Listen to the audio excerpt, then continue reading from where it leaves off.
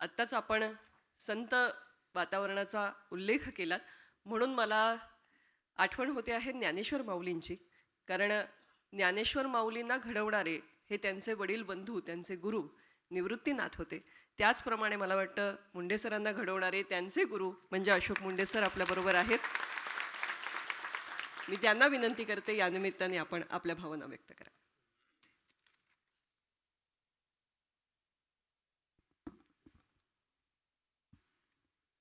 उंची जरा जास्त आहे.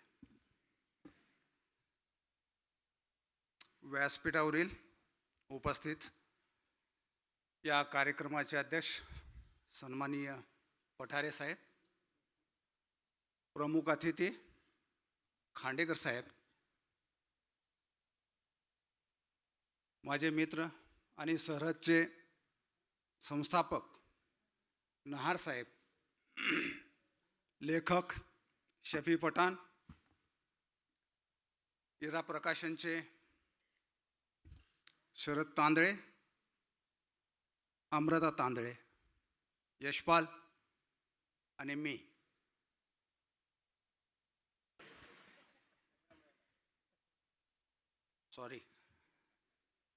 तुकारामचे मित्र गायकवाड साहेब,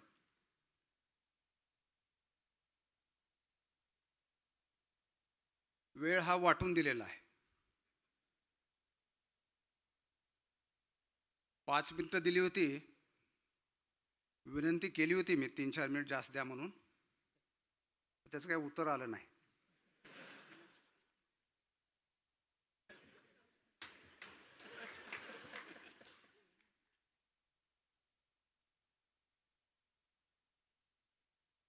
त्यांना म्हटलं थोडं 2-3 मिनिट इकडे तिकडे जमतं का ते बघा. अजिबात जमणार नाही. शेवटी संयोजक ठरवणार ना. कार्यक्रम कोणाचा आहे, पुस्तक कोणावर आहे. म्हणलं थोडीफार भेसळ होते का ते बघा.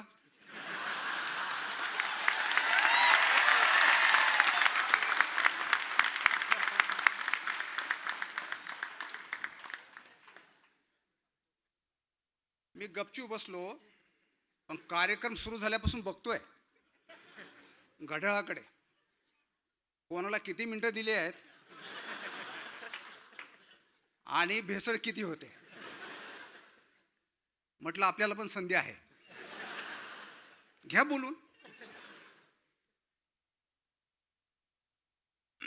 बोलायचं खूप आहे, पण इथे ते शक्य होणार नाही. शेतकऱ्याच्या कुटुंबात जन्मलेलो आम्ही. तुकाराम आणि माझ्यामध्ये एक भाऊ आहे, तो समोर बसलेला आहे, पुणे विद्यापीठामध्ये सहप्राध्यापक आहे. 11 वर्षाचा गॅप आम्हा दोघांमध्ये आहे, मध्ये तो आहे.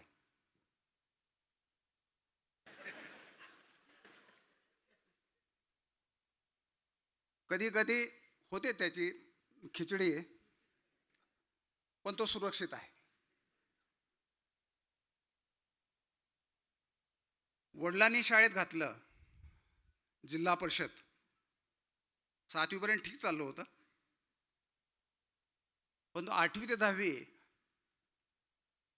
गणित आणि इंग्लिश ह्या विषयाला शिक्षकच नव्हते. अशा परिस्थितीमध्ये पास होणं हे फार मोठं काम होतं. स्वतः अभ्यास करून पास झालो, बीडला गेलो. 11वी सायन्स, नंतर 1 वर्षाचा गॅप पुस्तकात आहे. शेतीत काम केलं, परत गेलो, ग्रॅज्युएशन केलं, औरंगाबादला गेलो. आत्ताचं संभाजीनगर, औरंगाबाद या अर्थाने वापरतोय, त्यावेळेस त्या शहराचं नाव औरंगाबाद होतं. कहाणी फार मोठी आहे.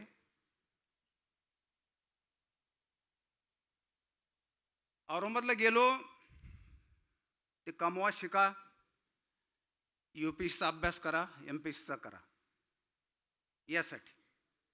आणि नोकरी पण मिळाली मला एका कंपनीमध्ये. त्याचा पगार होता मासिक 600 रुपये. 15 दिवस नोकरी केली, विचार केला मी पुढचा आणि 2-3 प्रश्न स्वतःला विचारले. आपल्याला नोकरी का करायची आहे? त्याची उत्तरं 2 होती. एक, स्वतःचा खर्च भागवणे आणि दुसरा जो होता, ज्याचा मी हमेशा विचार केला, तो होता आईवडिलांना मदत करणे.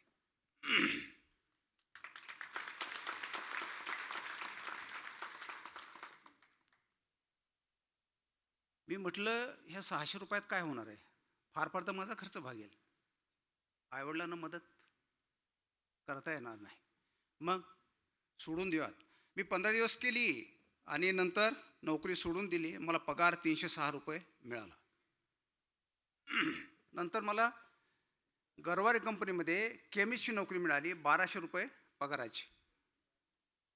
माझे मित्र ज्यांच्याबरोबर मी राहायचो औरंगाबादमध्ये, दुर्दैवाने त्याचे दोन मित्रांचं निधन झालं. एक आहेत, ते असे जाम खुश झाले. त्यावेळेस बजाज आणि तुमचं गरवारे, औरंगाबादमध्ये ह्या 2 कंपन्यामध्ये नोकरी मिळणं म्हणजे आयस झाल्यासारखं असायचं. पण मला त्याचा आनंद नाही झाला. मी 8 दिवस वेळ मागून घेतला, विचार केला. मी 30 वर्षांतर 40 वर्षांतर काय असेल, ही जर नोकरी स्वीकारली तर काय असेल. तुम्हाला अंधार दिसला आणि तिथे पण मी जॉईन झालो नाही. म्हटलं अभ्यास करूयात. अभ्यास सुरू केला. UPSC करत होतो आणि MPSC ग्रॅज्युएशन झाल्याच एकदा दिली होती. प्रश्नपत्रिका कशी असावी? आता प्रश्नपत्रिका बाहेर येतात.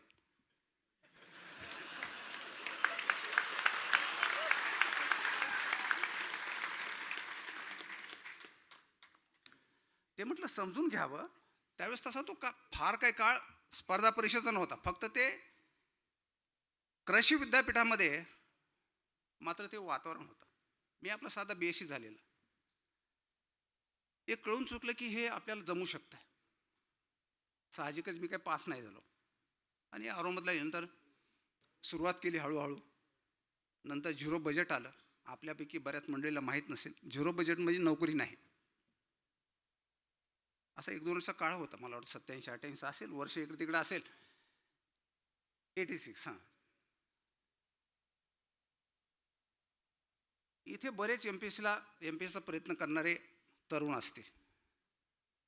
एक अटेम्प्ट व्हायला गेला म्हणजे त्याचं दुःख किती असतं ते मी अनुभवलेलं आहे. परत पहिल्यापासून घरच्यांना उत्तरं काय द्यायची. तयारी करत असताना सुरुवात झाली आणि इंग्रजीचं वेड मला होतं. मी अभ्यास केला, खूप अभ्यास केला. त्याची गरज होती का नाही माहीत नाही. त्याच्यावर बऱ्यापैकी मग नंतर कमांड देखील मिळवली.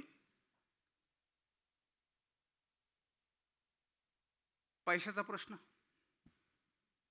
खर्च कसा भागवायचा. तर मी त्यावेळी आमच्या गावचे एक जावई होते, जसे खांडेकर साहेब आमचे बीडचे जावई आहेत, म्हणून त्यांची आमच्यावर कृपा असतेच आणि राहील. कार्यकारी अभियंता होते. त्यांच्या घरी जाऊन मी मुलाला शिकवायचो. त्याचे मला 200 रुपये महिन्याला भेटायचे. ज्यांच्याकडे मी राहायचो, कानडी फॅमिली होती. त्यांचे भाऊ हायकोर्टचे जस्टिस म्हणून रिटायर झाले. ते पण ॲडव्होकेट होते. त्यांनी नंतर शिफ्ट झाले दिल्लीला. आता मला वाटतं पुण्यामध्ये स्थायिक असतील कदाचित. तेव्हा त्यांनी एक मला ट्युशन मिळवून दिली. आणि असं करत करत मी दुसऱ्याचा म्हणजे स्पोकन इंग्लिश हा कन्सेप्ट आहे, बऱ्याच जणांना माहीत असेल. म्हटलं आपण जाऊन थोडंसं का आपण अजून इंग्लिशचे उच्चार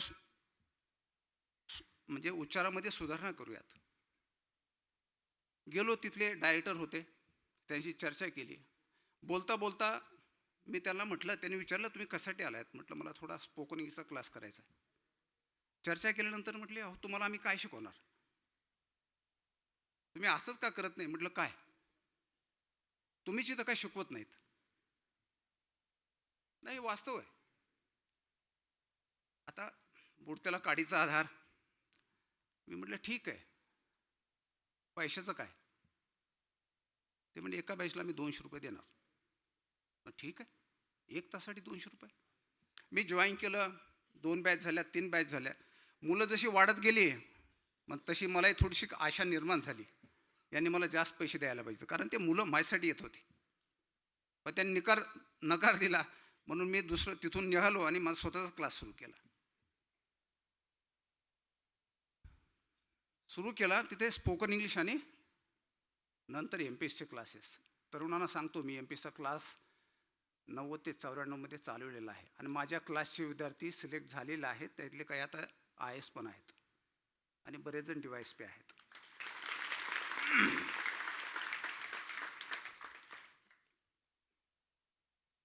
पण जसं मी आता इथे, मला असं एका ठिकाणी उभं राहून बोलायची सवय नाही आहे. इथं कसं बांधल्यासारखं होतं. असं मोकळं पाहिजे, हातात माईक घेऊन इकून तिकडे तिकून इकडे जरा मस्त बोलतायत.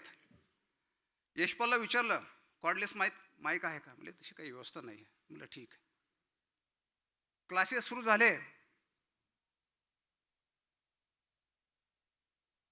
आणि माझी विद्यार्थिनी, जी की माझी आता पत्नी आहे, ती समोर बसलेली आहे.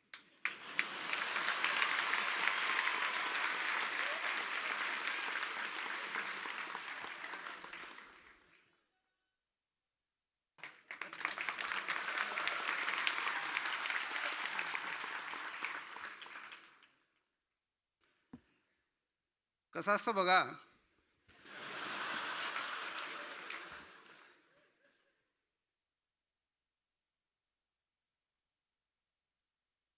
ज्यावेळेस आमच्या ह्या गुप्त गोष्टीला सुरुवात झाली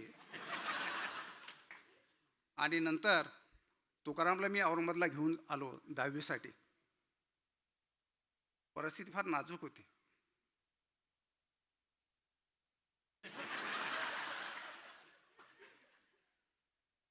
नाजूक या अर्थ नव्हती की जिथे मलाच खायला नव्हतं, त्याच्यात मी तुकारामला आणलं. तुकारामला काही आईवडिलांनी हसत हसत नाही पाठवलं. तुकारामला मी असा पळून आणला होता औरंगाबादला. पुस्तकात त्याचा उल्लेख आहे. वडिलांनी विरोध केला. विरोध का केला? वडिलांचं वय त्यावेळी साधारणतः 60 वर्षाचं असेल. ते त्यांच्या ठिकाणी 100% बरोबर होते. त्यांना शेतीत काम करावं लागायचं. माझ्या समोर 2 प्रश्न होते. वडिलांना ह्या उतार वयामध्ये त्रास द्यायचा नाही, म्हणजे त्यांना शेतीत काम करू द्यायचं की नाही, आणि त्यांना शेतीतल्या कामापासून दूर ठेवायचं असेल तर त्यांची अपेक्षा होती तुकारामला त्यांनी गावात ठेवावं. म्हणजे तुकाराम शेतात काम करेल. माझी कोंडी निश्चित झालेली होती. पण मी फार पुढचं पाहून निर्णय घेतो. जसं की एका नोकरीच्या वेळी मी 30 वर्षे पुढे पाहिले तर मला ते कळून चुकलं की भावनात्मक निर्णय घेऊन चालणार नाही. हे आपण हमेशा लक्षात ठेवलं पाहिजे. आपले निर्णय हे फॅक्ट बेस्ड पाहिजेत. ते निर्णय करेक्ट होण्याची जास्तीत जास्त शक्यता असते. इम्पल्सिव्ह डिसिजन्स हे 99% चुकतात. आणि मी ठरवलं, आईला कल्पना दिली, कारण आईला सांगणं आवश्यक होतं. वडिलांना काही सांगितलं नाही. सकाळी उठून गावात बस यायची, त्याला रात्रीच सांगितलं. त्याला तर त्याची कल्पना पण नव्हती. आणि त्याला मी औरंगाबादला घेऊन गेलो. आता त्याला काय माहिती, त्याला वाटलं असेल की भाऊ औरंगाबादला आहे म्हणजे मस्त असेल, मोठं शहर आहे. एका रूममध्ये आम्ही अगोदरच 3 जण असायचो. माझ्या गावातले 2, सुनील माने, सुनील इथे आलेला आहे, आणि विलास मुंडे, आम्ही 3. 10 बाय 10ची रूम असेल. त्यांची परिस्थिती चांगली होती. हाल वाईट होते ते माझे होते. आमचा नॉर्मल आहार केळी आणि फरसाण, कारण बाकी जेवायला पुरेसे पैसे नसायचे. म्हणून केळी त्यावेळेस मला वाटतं 1-1.5 रुपये डझन असतील, फार फार तर 2 डझन. केळी खाऊन खाऊन किती खाणार? 2, 3, 4, 5, 6 खाणार किती? म्हणजे 50 पैसे किंवा 75 पैसे, फार फार तर 1 रुपया, याच्यात तुमचं पोट भरायचं. आणि थोडं तिखट म्हणून फरसाण. आता फरसाण खाणं पण बंद केलं आहे.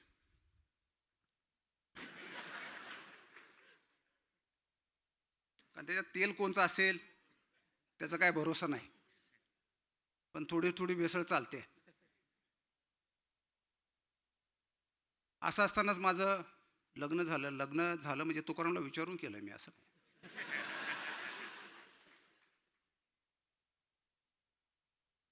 आणि तो प्रताप मी केलाच. पण नुसतं लग्न नाही केलं. ही 90ची गोष्ट आहे खांडेकर सर. त्या काळी मी आंतरजातीय विवाह केला.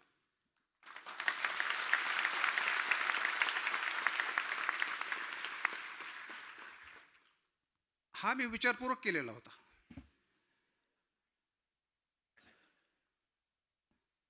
आणि माझ्या बायकोला मी पूर्ण कल्पना दिलेली होती माझ्या दारिद्र्याविषयी. लपून काही ठेवलं नाही. उद्या चलून कोणी वाद कशाला करायचे. कसं असतं की ती चांगल्या घरातली, तिचे वडील बँकेमध्ये चांगल्या पदावर काम करत होते. ती लहानाची मोठी औरंगाबादमध्येच झाली. मी आपला गावाकडून आलेला. आता तिनं माझ्याकडे काय पाहिलं माहीत नाही. लग्नाच्या अगोदर मी तिला 100 रुपये पण मागितले होते. ती विसरली असेल, मी नाही विसरलो. SB कॉलेजच्या ग्राउंडच्या बाजूला अख्खा आम्ही बसलो. मागावत की नाही, मागावत की नाही, लाज पण वाटत होती हो. एका प्रेयसीला एक प्रियकर 100 रुपये मागतोय. मुद्दा 100 रुपयाचा नव्हता. त्यावेळेस 100 रुपये फार मोठे होते. पण तिने कसं मॅनेज केलं मला माहीत नाही. पण तिने मला पैसे दिले. ते अजूनही माझ्याकडे तसेच आहेत.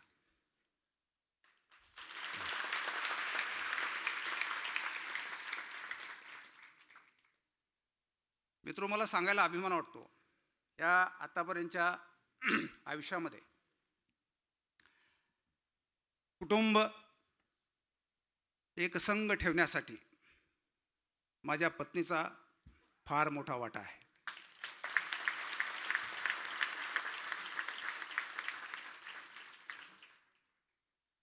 आईच्या नंतर आमच्या घरामध्ये तिचं स्थान आहे. आणि ही परंपरा आता पुढे अर्चना देखील घेऊन जात आहे. आमचे टोटल आमच्या जॉईंट फॅमिलीमध्ये एकूण 9 सदस्य आहेत. आणि हीच परंपरा आमच्या पुढच्या पिढीने न्यावी अशी आमची इच्छा आहे. अशा धावपळीमध्ये तुकारामचे हाल व्हायचे, खायला प्यायला भेटायचं नाही. आता मलाच नाही तर त्याला तर कुठून भेटणार ना. आणि त्याच्यात लग्न केलं. उपासमार आम्ही तिघाची व्हायची कधी कधी. पण मला कधी कधी वाटायचं आपण हे केलंय ते बरोबर आहे की चूक आहे. उत्तर नकारात्मक म्हणजे असे निगेटिव्ह असायची. कारण माझं ठीक आहे, तुकारामचं पण ठीक आहे, बायकोचं काय. ती तर चांगल्या घरातली होती. पण तिने कधी तक्रार केली नाही. आणि आम्हाला सर्वांना तिने व्यवस्थित सांभाळलं. अशा जीवनामध्ये अभ्यास करत असताना तुकारामला थोडं विचारपूर्वक 10वी नंतर 11वी 12वी सायन्सला टाकलं. त्याचंही कारण होतं UPSCसाठी सायन्सचा बेस असायला पाहिजे. नंतर BA ते करायचंच होतं. कदाचित त्याचा इंजिनिअरिंग किंवा मेडिकल नंबर लागलाही असता. कारण याचा ग्रुप काहीतरी 88% होतं. पण लागला असता किंवा नसता लागला. बॉन्डेड कुठतरी होता. पण आम्ही त्या अर्ज पण भरला नाही. कारण त्या दिशेने जायचंच नव्हतं. ठरवलंच होतं तुकारामनी IAS व्हायलाच पाहिजे. आणि BAला घातल्यानंतर त्याला सांगितलं की तुझी UPSC आता सुरू झाली आहे. त्याला मी दिशा दाखवली. तुम्ही फक्त दिशा दाखवू शकता आणि त्या दिशेचे फायदे तोटे सांगू शकता. आणि त्या दिशेनं आणि त्या गतीनं कोणत्या गतीनं चालला म्हणजे केव्हा तुम्ही तिथे पोहोचाल हे एवढं सांगू शकता. बाकी त्या व्यक्तीला ठरवायचं असतं चालायचं आहे की पळायचं. त्या व्यक्तीवर ते असतं. मी त्याला एवढंच काम केलं. त्याच्यात चढ उतार जे असतात, B प्लान तयार होता. चढ उतार असतात. त्या चढ उतारामध्ये तो पटकन पास झाला. नंतर सेकंड अटेम्प्टला मेन पण पास झाला. इंटरव्ह्यूमध्ये त्या त्याचे त्यावेळेस मार्क्स फार कमी होते, सिलेक्शन काही झालं नाही. स्पर्धा परीक्षेमध्ये हे एक फार वाईट असतं. वाईट हा शब्द कितपत योग्य मला माहीत नाही, पण हा एक संक्रमणाचा काळ असतो. या स्पर्धा परीक्षेमध्ये जे शेवटपर्यंत फाईट करतात तेच यशस्वी होतात.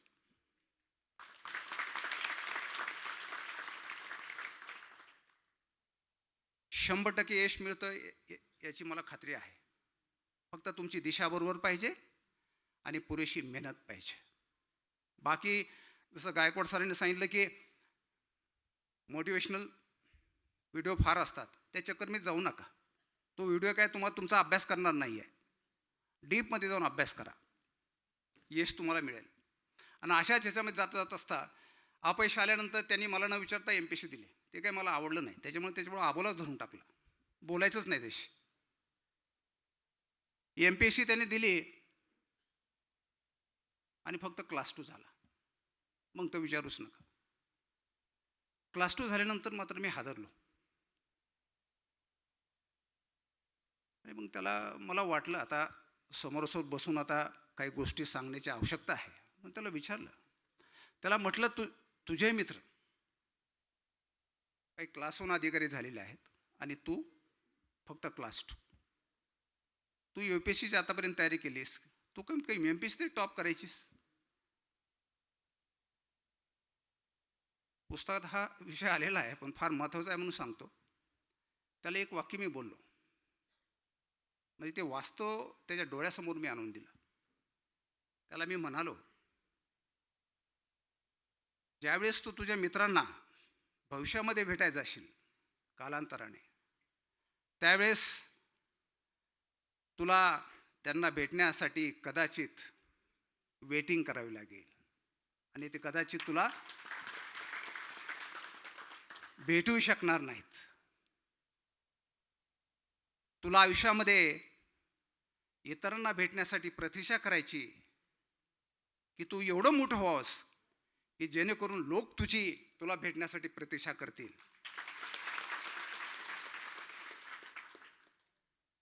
पुढचं एक वाक्य बोललो, आज तुझी ओळख माझा भाऊ म्हणून आहे. त्यावेळेस मी डेप्युटी कलेक्टर होतो.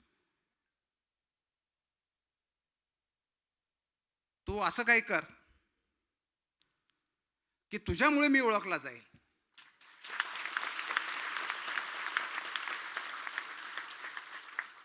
आणि लोक म्हणतील, ते बघा तुकाराम मुंडेचे भाऊ. आणि मला आज सांगायला खूप आनंद होतो, गेल्या काही वर्षापासून माझी ओळख फक्त अशोक मुंडे म्हणून होतच नाही, आपले तुकाराम मुंडेचे मोठे भाऊ. आता याच्यापेक्षा मोठा आनंद काय असू शकतो?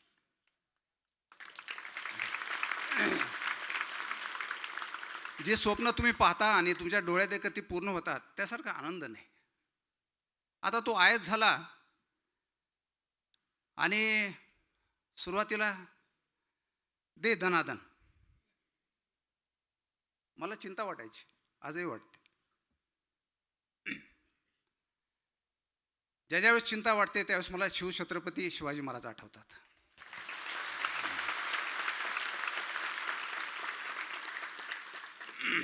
डगमायचं नाही, फक्त चुकीचं करायचं नाही, जे व्हायचं ते होत जाईल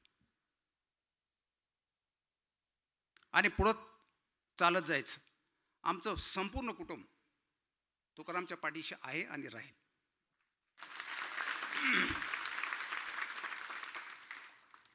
दोन तीन प्रसंग सांगतो आणि थांबतो, कारण भेसळ खूपच झाली आहे.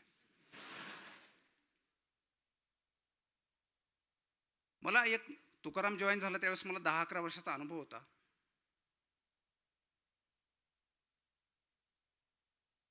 काही लोक मला भेटायला यायचे आणि म्हणायचे, थोडं काम आहे, जरा तुकारामला सांगा ना. म्हटलं कसं काम आहे? खरं आहे का? हो खरं आहे. मला तुम्ही जाऊन भेटला तरी होतंय तुमचं काम, सांगायची गरज नाही. फार फार तर भेट होत नसेल तर मी तेवढी व्यवस्था करू शकतो की XYZ येत आहेत, त्यांना त्यांचं ऐकून घे. काय नाही, पण ते जरा थोडं अवघड आहे. म्हटलं मी असे काम काही सांगत नाही. मला काय म्हणायचे, तुमच्यामुळे तर तो आयच झाला आहे. समाजामध्ये फार काळजीपूर्वक राहावं लागतं. उचकून देण्याचे प्रकार फार होतात आणि मित्रामित्रामध्ये कुटुंबामध्ये कलह तयार होतो.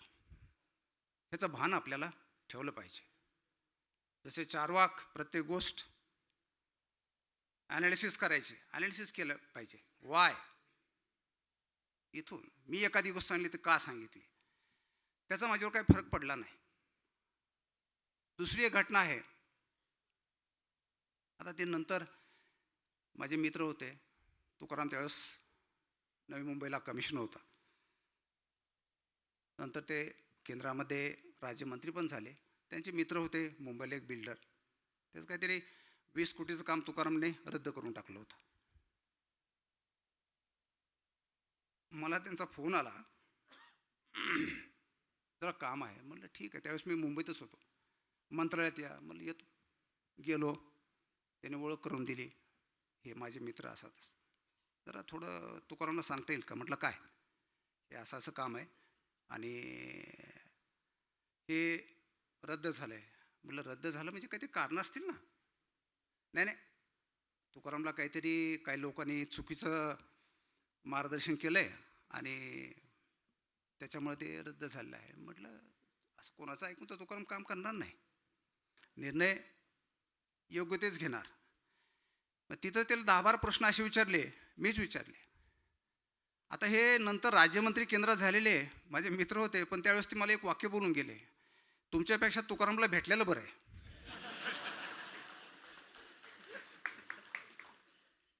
आता आपण ठरवलं पाहिजे, ठरवता यायला पाहिजे काय सांगायचं आणि काय नाही. मला माहिती आहे तुकाराम काय करत होते, मला पक्का माहिती आहे. ते चुकीचं काय करणार नाही आणि ते चुकीचं असले म्हणून हे लोक माझ्याकडे येतात. एकाने त्यात सांगितलं की तुमचा काय उपयोग,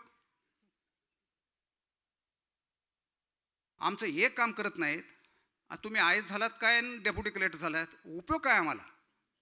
हे पण प्रकार होतात. आणि काय फरक पडतो, तुम्ही नाही पैसे खाल्ले तरी खालचे खातात ना. हो म्हटलं खातात. मग तुम्ही खाल्ले म्हणून काय झालं. म्हटलं त्यांनी काय करावं हा त्यांचा प्रश्न, तुकारामनं काय करावं हा तुकारामचा प्रश्न. दुसरे काय करतात म्हणून त्यांच्या मार्गाने जायलाच पाहिजे का, हे आंधळेपणानं चालणार नाही. अशी गंमत आहे, पण तुकाराम होणं एवढं सोपं नाही, एवढं मी सांगतो.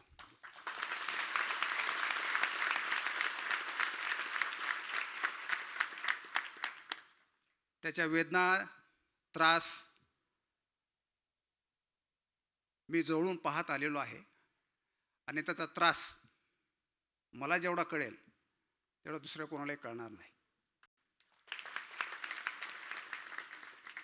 आम्ही एकत्र आलो तरी फार कमी बोलतो, पण मोजकं आणि महत्त्वाचं तेवढं बोलतो आणि गरजेनुसार बोलतो. ही अशी त्याची कारकीर्द चालतच राहणार आहे. हे जे पुस्तक आहे याच्यामध्ये बऱ्याच देदणका आहे, याच्यामध्ये अगदी बऱ्यापैकी आहे, पण स्ट्रगल आणि त्रास काय असतो त्याच्यात तुम्हाला कळेल. या पुस्तक वाचून आपणही त्यांच्या हळूहळू पाठीमागे जाण्याचा प्रयत्न करावा आणि शफी पठाण, इरा प्रकाशनचे,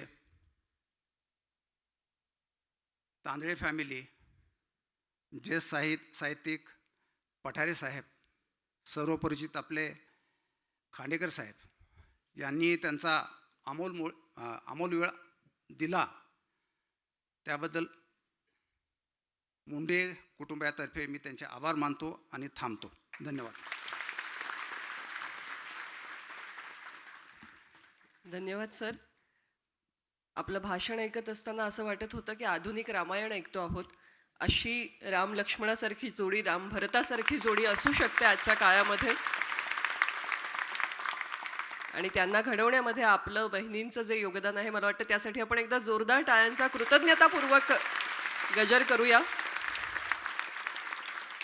सक्सेस स्टोरी नंतर ऐकताना फार गोड वाटते, पण ती जेव्हा घडत असते तेव्हा तो किती कठीण काळ असतो याची कल्पना मला वाटतं आपल्याला हे पुस्तक वाचून येणारच आहे.